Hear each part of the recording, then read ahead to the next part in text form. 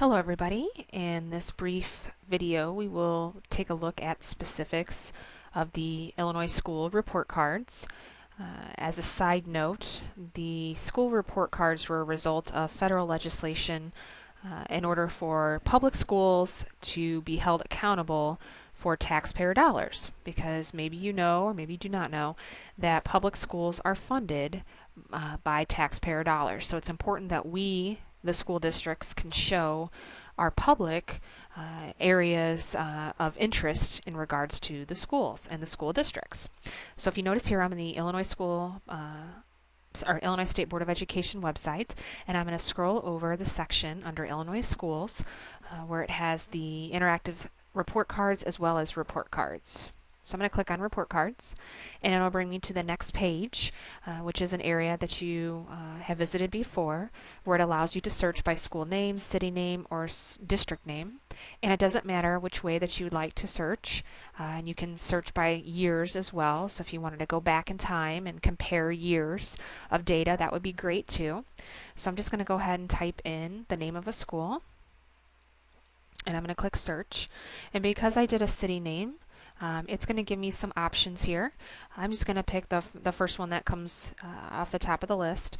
This is Edison Primary School, and once I click on the link, it will open a PDF document.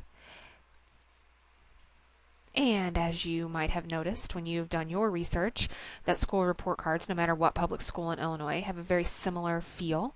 You'll see the name of the school in the upper left, the grades that it serves, as well as the logo for the state of Illinois, the year that the results are taken from, as well as any kind of information regarding any rules or changes located at the top.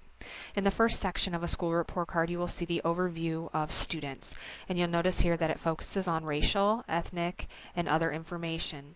You'll see here that the actual school, so Thomas Edison School information, is at the top. You have numbers for the school district as well as the state average.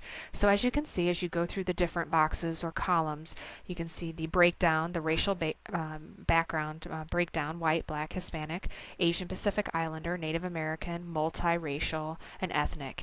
And where they gather this information is obviously from school registration records, as well as how students fill out the demographic section on their standardized testing information.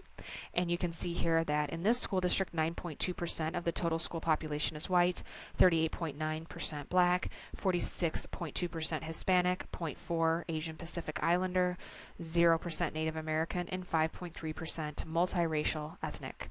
You can also see in the school district that 96.6% of the students are at low income levels. Low-income students come from families receiving public aid.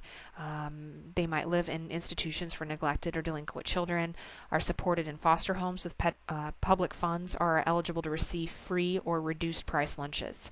26.7% of the students at Thomas Edison are limited English proficient, which means that English is not their primary language. 8%, a little bit over 8%, have an IEP, and those are students eligible to receive special education services. This is a primary school, so they do not have any numbers here for high school dropout rate. Chronic truancy rate, which is 0, which is excellent, which means students come to school very often, if not all the time. Mobility rate means that it's based on the number of times students enroll in or leave a school during the school year. So 22% of the students either start at Edison and leave during the school year, or move in from another district during the school year. Attendance rate is 95.1, and that's a very good attendance rate. So as you can see, you can compare these numbers to the areas below. So you can compare the number of white students at the school to the district average as well as the state average, and you can see differences between the numbers. Like for example, white students in the school 9.2 as compared to the state average for our public schools 52.8%. Low income, you can see 96.6 as compared to the district, which is slightly better, as compared to the state, which is much better, but that's still a very high number of students who are from the low income category, as well as differences between IEPs, mobility rates, attendance rates. So as you can see, just from this little chunk of information, there is so much that you can gain, and you can know know from the school before you even step foot in the building or just looking at the data.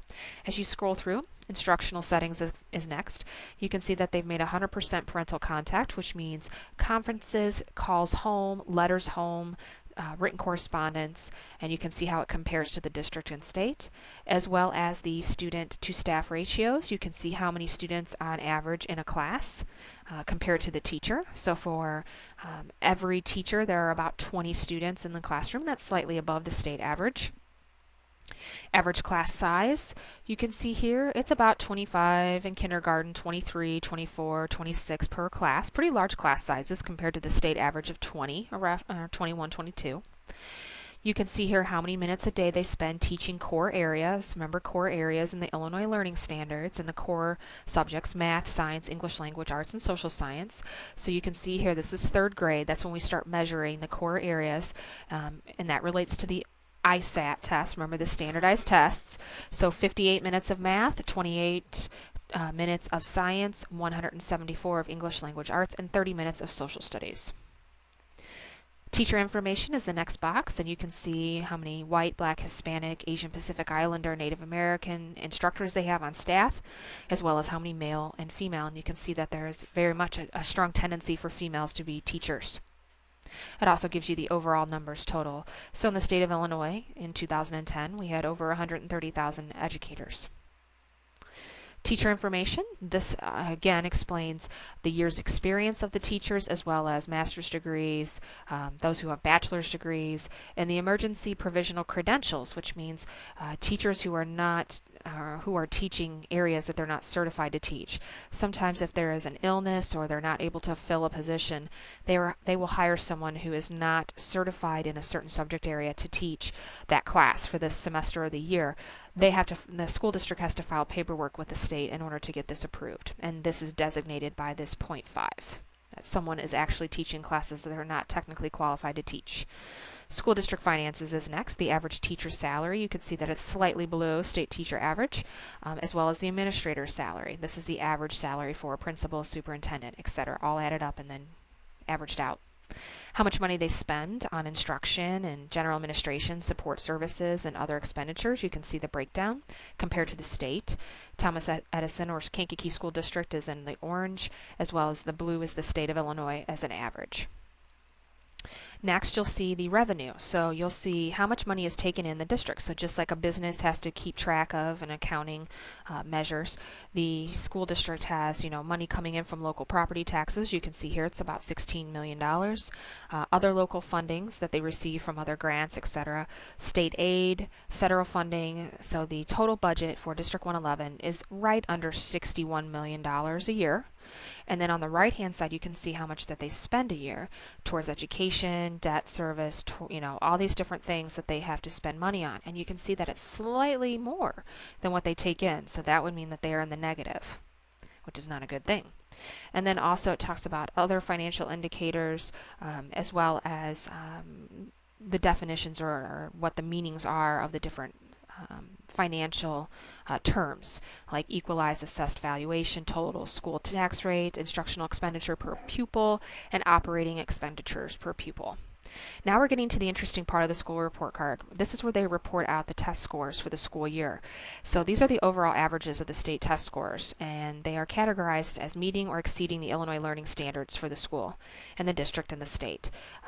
They cover the areas of reading, mathematics, and science. So you can see here that in 2009 the school had certain averages as compared to the district as compared to the state. So this school overall was doing very well on their examinations, on their state examinations. So above the state average as well as above the district as a whole's average. As you scroll down, you can see the ISAT breakdown. Remember, Illinois Standards Achievement Tests. These are for the lower grades, 3 through 8. You can see here's the school. You can see they had a sharp decline in 2009, 2010, but they are still right above or right at state average. As we scroll through, you can see here even more breakdown. You can see it broken down into reading and mathematics for grade 3.